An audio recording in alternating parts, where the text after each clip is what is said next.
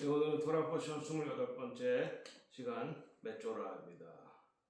역시 이제 문둥병인데 문둥병이 치유되는 과정을 말하고 있습니다. 성경은 레위기 14장 1절에서 15장 33절입니다. 그리고 신약 성경은 마가복음 5장 25절에서 34절이고 정결 그리고 회복 또 예수님의 전인 치유와 구원 그리고 이것이 마지막 때로 살아가는 우리 신부들과 어떤 관계가 있는지에 대해서 함께 말씀을 나누려고 합니다. 메쪼라의 여기에서 나오는 이 나병은 지금 질병 상태에서부터 회복되는 과정을 말하고 있습니다. 질병이 지난 시간에 어떻게 시작됐는지 악한 말에서부터 악한 말이 어떻게 시작되는지 우리의 그 마음을 악한 영이 지배할 때 교만함이 들어왔을 때 교만함의 시작은 루시퍼 사탄이 우리에게 그런 마음을 주고 생각을 합니다. 그러니까 우리의 마음과 생각의 이 영적 전쟁에서 이 악한 생각들, 교만함들 이런 것들을 몰아내야 되겠습니다. 네, 그래서 이런 것들로부터 우리 자신이 어떻게 정결하게 되고 언약이 회복되는지 예수님과의 관계가 회복되는지 그리고 이것을 어떻게 마지막 때 신부의 예표가 되는 그런 것입니다. 네, 그래서 이렇게 나병이 생기면 그것이 옆으로 전파되기 때문에 우리가 코비드-19 소위 중공 바이러스 때 많이 경험했죠. 전파된다고 합니다. 전이가 된다는 겁니다. 그래서 그런 사람들을 분리시켜야 된다라고 하는 것입니다. 그래서 이것이 죄가 하나님과 공동체로부터 우리를 단절시킨다. 죄는 자기 자신으로부터 자기를 분리시킵니다. 수치심이 들어오죠. 그리고 이 죄로 말미암아 이 나병이 생기면 가족들에게도 전이 되기 때문에 분리를 해야 돼. 가족들로부터도 분리되고 그리고 공동체 우리가 살고 있는 사회로부터도 분리되고 결국은 하나님으로부터 분리가 돼서 그래서 진영 밖에 살 수밖에 없습니다. 여러분 그 영화 유명한 영화 있죠. 벤허에 보면 그 주다 벤허의 그 엄마와 여동생이 이 나병에 걸려서 이제 그 예루살렘 사회 바깥에 그 나병 환자들만 모여 사는 곳에 있는 것을 볼 수가 있겠습니다. 그러니까 죄가 자기 자신을 분리시키고 가정으로부터 분리시키고 사회로부터 분리시키고 하나님과로부터 분리시킨다. 네, 그래서 이렇게 고립과 분열 있게 깨어진 관계의 시작이 바로 죄로부터 그리고 사탄으로부터 시작되고 교만과 이것이 이제 말의 타락부터 그러니까 교만한 생각이 들어오고 교만한 마음이 들어오면 이것이 이제 말로 나가는 거죠. 또 그것은 가정을 오염시키고 사회를 오염시키기 때문에 이제 분리해야 된다는 것입니다. 여기서 이제 두 마리의 새를 바칩니다. 한 마리는 죽음, 희생, 죄의 삭은 사망이다. 하나님께서 말씀하십니다. 이것이 이제 하나님께서 제정하신 원칙이 되는 겁니다. 그래서 예수님께서 우리의 죄를 대신해서 혹은 우리의 죄를 위해서 십자가에서 돌아가시게 되는 것입니다. 그래서 예수의 보혈로 우리가 구속을 받고 죄사함 받습니다. 그리고 한 마리는 노임을 받는데 그 노임 받는다는 건 새 생명을 의미하는 것이다 라고 볼 수 있습니다. 그리고 여기 이제 교만의 상징이 백향목으로 나오는데 백향목은 나무에서 가장 우수한 나무. 성전은 백향목으로 만들었다. 백향목이 이게 향기가 많은 나무인데 또한 이것이 이제 교만을 상징합니다. 그리고 우슬초는 이제 겸손, 우슬초로 나를 정결케 하소서, 겸손하게 하소서. 홍색 실은 죄와 구속을 드러내는 것이라고 합니다. 그 다음에 정결이 한순간에 일어나는 것이 아니라 과정이 필요하죠. 겸손과 변화의 과정이 필요하다. 교만이 들어오면 악한 말을 하게 되고 악한 말은 우리에게 질병을 가져오게 되고 그것으로는 우리가 하나님 앞에 나아갈 수 없기 때문에 이렇게 분리함을 통해서 또 치유받은 다음에 다시 성 안으로 들어오고 다시 성전에서 예배할 수가 있었습니다. 여기에서 이제 제사장은 누가 정하냐 부정하냐 판단하는 것이 제사장입니다. 예, 의사가 아니에요. 왜냐하면 이것이 영적인 문제라고 보았기 때문입니다. 그리고 이제 이 회복의 과정도 이 제사장이 주관을 하는 것입니다. 제사장의 역할. 네, 미국에서 라스네임이 코헨, 대제사장을 코헨 가도이라고 하는데 코헨이 제사장인데 미국에서 라스트 네임이 패밀리 네임이 칸인 사람이 있어요.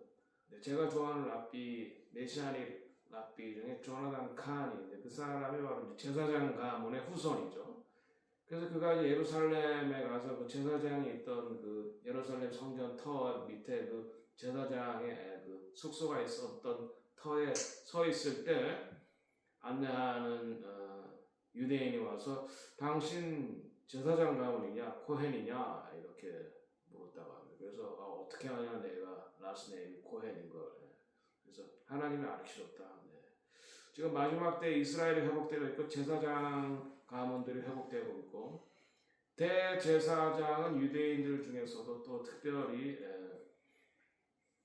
유전자의 크로모존이 다르기 때문에 식별할 수 있다고 합니다. 그래서 지금 대제사장이 지금 회복되고 이제 마지막 남은 것은 이제 성전에 회복되면은 우리가 예수님이 다시 오실 때가 가까웠다라고 하는 것을 알 수가 있다는 것입니다. 네, 그래서 이 대제사장에게는 이 영적인 권위가 주어지는데 치유는 질서와 권위 안에서 그때 이루어졌습니다. 네, 그러니까 성경에서 치유는 하나님이 정하신 순서에 따라서 그리고 제사장의 권위 하에서 이루어졌다는 것입니다. 네, 그래서 집안에 이렇게 문둥병자가 생기면은 집안이 다 물들게 되고 집안이 물들면 또 동네 전체에 또 물들게 되기 때문에 오염이 되기 때문에 이렇게 분리를 시켰다는 것입니다. 그러니까 한 사람으로 말미암아 가정이 오염되고 그 가정으로 말미암아 공동체 사회가 오염이 되기 때문에 부정하게 된 그 사람을 구별시켰다. 네. 그것이 바로 이제 율법이 가지고 있는 그 교훈입니다. 공동체를 보호하기 위해서 그리고 그 개인을 정죄하기 위해서 그 개인을 적절한 과정을 거쳐서 치유해서 다시 회복시키기 위해서 이런 율법이 정해졌다는 것입니다. 네, 그래서 방치된 부정은 이 파괴를 초래한다는 거예요. 그러니까 우리 한 사람 한 사람이 자기 생각과 마음을 지켜야 됩니다. 악한 영이 교만한 마음을 넣어주지 않도록. 그리고 또 우리가 입술을 지켜야 됩니다. 야고보서에서 그래서 그 입술에 대해서 혀에 대해서 잘 말하고 있어요. 혀는 불이다. 우리가 혀를 잘 제어하는 사람이 그래서 지혜롭다. 혀를 잘 제어한다는 건 지혜로운 말을 한다. 악한 말을 하지 않는다. 수근수근 남을 가십하고 쓸데없이 흉보지 않는다는 것입니다. 그것에 대한 경고 그런 것은 한 사람을 파괴하고 그 파괴된 사람으로 인해 가정이 파괴되고 그 가정으로 인해 공동체가 파괴된다는 것을 말하고 있습니다. 그리고 하나님이 거하시는 곳은 정결한 곳, 겸손한 곳, 그리고 진리, 온전함 가운데 주님이 거하기 때문에 그런 사람은 일단 성전의 예배에 참석할 수 없기 때문에 하나님과의 관계에서도 단절을 경험하게 되는 거죠. 그러나 이것이 단절, 그 사람을 정죄하기 위한 것이 아니라 그 사람이 치유받아서 회복되는 그런 과정을 경험하도록 기회를 준다라고 볼 수 있습니다. 그래서 우리 마지막 때의 신부인 우리가 죄가 없다는 것보다 우리가 정결하게 된 과정을 통과해서 하나님과 연합된 자들이다라고 하는 것입니다. 신부의 원리는 죄를 지었을 때 분리되어서 그가 회복할 수 있는 그 시간을 주는 겁니다. 가정을 보호하고 공동체를 보호하기 위해서 그리고 또 그 사람을 치유하기 위한 분리입니다. 그 다음에 희생을 통한 정결, 한 새를 잡아서 희생 제사를 드리고 자기 죄를 대신해서 새가 죽는 거죠. 예수 그리스도가 우리의 죄를 대신해서 내가 죽어야 할 자리를 예수님이 대신 죽으셨다. 그것을 통해서 우리가 예수 그리스도의 보혈로 은혜로 정결케 되었다. 구속을 받았다라고 하는 것입니다. 세 번째는 그런 다음에 우리가 정결케 된다. 우리의 옷을 씻는다. 이 옷, 의복이라는 건 우리의 사역을 말하고 구원을 말하는데 우리의 의복과 옷이 거룩해져야 된다는 것입니다. 그 다음에 다시 임재로, 다시 가정으로 돌아가고 다시 공동체가 회복이 되고 공동체로 복귀가 되고 다시 성전 예배에 참석하게 됨으로써 하나님과의 관계도 다시 회복된다. 그러니까 다시 회복되기 위해서 분리시키는 거죠. 그 사람을 정죄하기 위한 분리가 아니라 회복을 위한 것, 치유를 위한 것이다. 그래서 정결하다라고 하는 것은 하나님과 대면할 수 있다. 하나님과 바른 교제로 들어갈 수 있다라고 하는 것이고, 부정하다라고 하는 것은 하나님을 만날 수가 없다. 지금 가지고 있는 죄악의 상태로는 하나님을 만날 수가 없다는 것입니다. 그래서 이렇게 문둥병이 바로 악한 마음, 악한 생각에서부터 악한 말을 통해서 제가 예를 들었죠. 모세를 대적한 미리암, 모세에 대해서 악한 말을 하고 모세의 권위에 대해서 대적한, 바로 이것은 이제 교만에서부터 나오고 악한 말에서부터 나오고, 그래서 미리암이 문둥병에 걸렸는데 회막에 떠나죠. 그러면서 이제 회개의 시간을 주고 분리의 시간을 주는 겁니다. 그 다음에 다시 회복되었을 때 관계가 회복이 되는 것입니다. 그래서 메쪼라 이 나병의 의미는 의학적인 것뿐만 아니라 영적인 것을 드러내는 것입니다. 병이라는 것은 의학적인 것인가 동시에 영적인 것이다. 신약에서의 연결은 예수님께서 치유는 전인적인 치유와 구원, 그리고 예수님은 율법을 폐하러 오신 것이 아니라 성취하러 오셨다.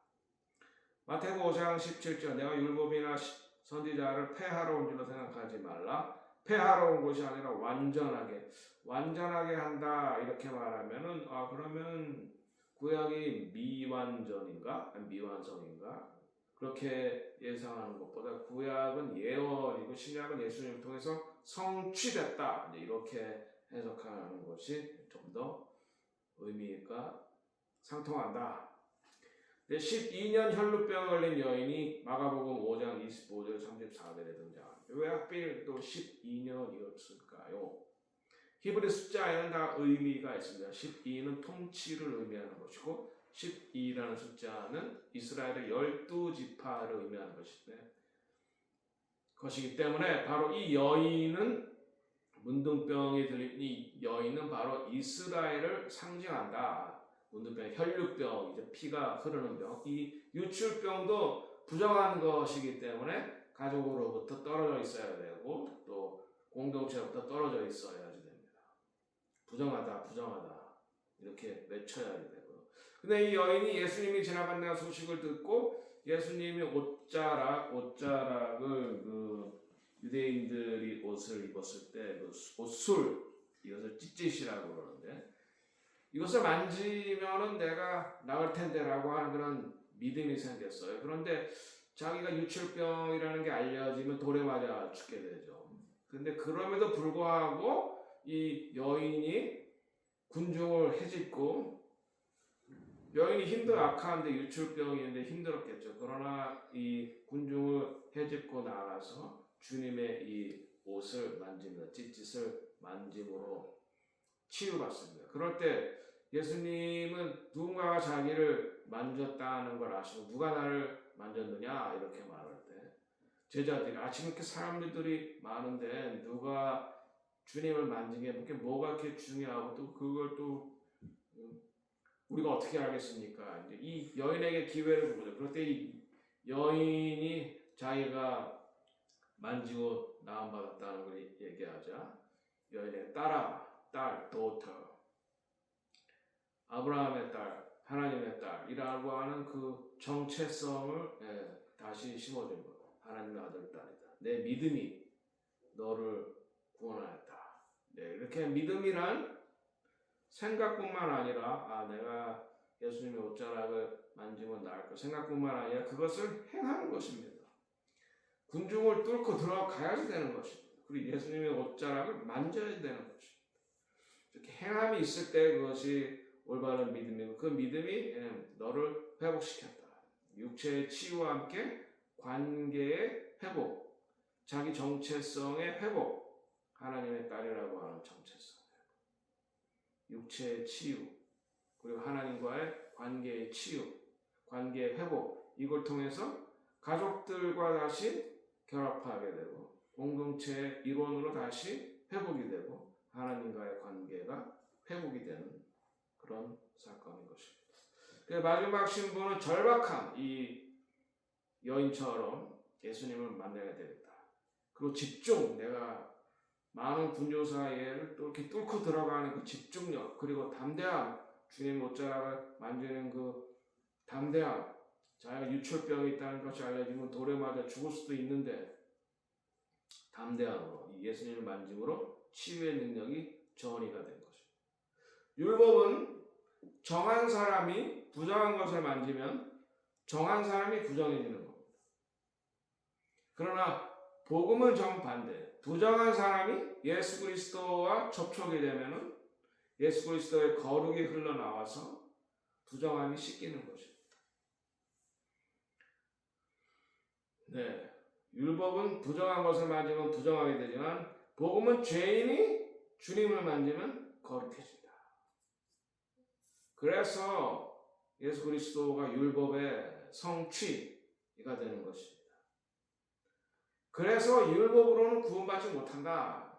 율법으로는 죄를 깨달을 뿐이다. 짐승 제사로는 우리의 죄가 씻겨지지 않는다. 오직 예수 그리스도의 보혈로만 우리의 죄가 씻겨지고 우리가 구속된다. 라고 하는 거죠. 여기에서 율법이 구원을 줄 수 없고 오직 믿음으로만 구원받는다. 라고 하는 명제를 우리가 추출해낼 수가 있는 것입니다. 자, 마지막 도전은 무리들은 주님을 애워싸고 있습니다. 그러나 신부는 그 가운데서 담대하게 나아가 주님과 함께 교제하는 사람. 여러분은 무리입니까? 신부입니까? 그분과 직접적인 관계를 하는 사람입니까? 그분은 그냥 아는 사람입니까? 여기서 가르침은 하나님은 우리를 정결하게 하시고 회복시키시고 또 마지막 때 신부를 준비시키신다. 자, 이 메쪼라 이 한센병을 위한 결론, 오늘 포션의 결론은 점검되지 않은 부정함은 전파가 됩니다. 그러니까 우리 자신의 마음과 생각과 말을 지켜야 되는 것입니다. 마음에서 시작된 병, 교만한 마음, 사탄에게서부터 온 거죠. 이것은 관계와 가정 그리고 공동체를 감염시킬 수 있다. 그러나 나병 환자는 버려지지 않고 온전함으로 나아가는 과정을 겪는다. 궁극적인 목표는 단순한 정결함이 아니라 성령과 함께 우리가 하나님을 교제하는 것, 예배하는 것이다. 신부는 말이 순결하고 마음이 온전하고 심령이 겸손하고 하나님의 임재에 정렬된 사람이다. 신부라 해서 완벽한 사람이 아니고 죄 없는 사람이 아니라 정결하고 교만한 것이 아니라 하나님 앞에 굴복하고 분열하는 것이 아니라 온전한 자입니다. 온전한 자, 하나된 자, 주님과 하나된 자. 자, 그래서 메쪼라 한센병은 회복이 즉각적인 것은 아니지만 의도적인 그런 과정을 치유가 이 과정을 경험, 하나님께로 돌아가는 데도 시간과 과정이 필요하다. 하나님은 부정함을 제거하실 뿐만 아니라 우리의 정체성을 회복하십니다. 딸아, 아브라함의 딸, 하나님의 딸. 우리는 하나님의 자녀, 하나님의 아들, 딸. 그것 정체성. 죄는 우리의 정체성을 빼앗아갑니다. 그러나 예수님 우리에게 다시 정체성을 주십니다. 하나님 그분의 임재 안으로 온전히 환영받는 백성을 준비시키기 위해서 예수 그리스도가 십자가에서 죽으셨다. 내조라는 질병에 관한 것이라기보다 임재를 위한 준비, 우리가 어떻게 하나님의 임재, 하나님을 만날 준비를 할 것인가. 그래서 마지막 때 신부는 말이 연단이 되고 마음이 깨끗하고 정체성이 회복되고 거룩함에 정렬해야 됩니다. 그래서 예수님은 이 율법을 성취, 완전케 하신 분이기 때문에 예수님께 나아가면 우리가 치유받게 되고 거룩이 회복이 되고 관계가 회복이 되고 새로운 정체성으로 옵니다. 그래서 율법으로는 우리가 구원을 받을 수 없고 예수를 믿음으로만 구원받는다 라고 하는 것을 우리가 이 오늘 토라 포션 28번째 메조라를 통해서 얻게 되는 중요한 교훈입니다. 기도하겠습니다. 하나님 아버지, 저희를